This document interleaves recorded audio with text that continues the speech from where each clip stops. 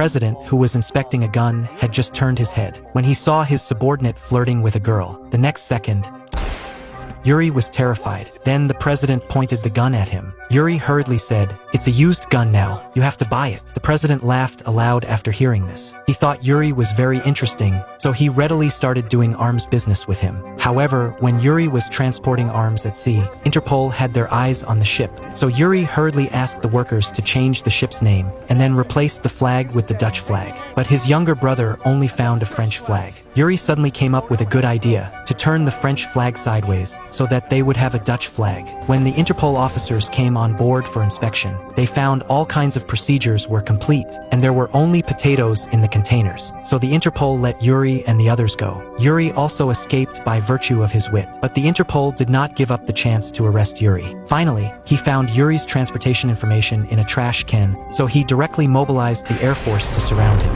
However, the man did not respond to the warning, so the fighter jets started shooting wildly.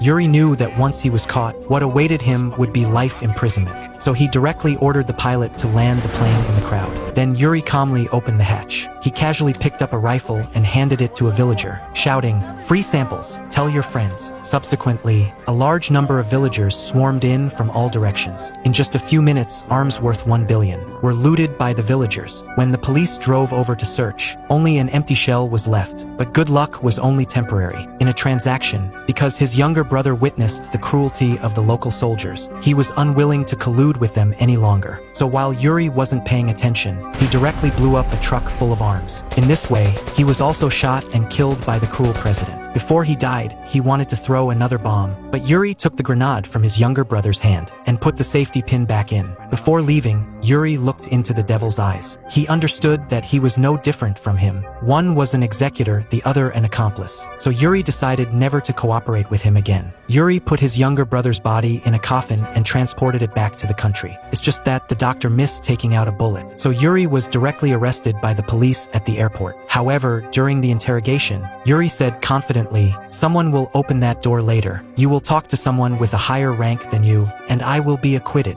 The Interpol did not believe Yuri's words, but the next second, there was a knock on the door.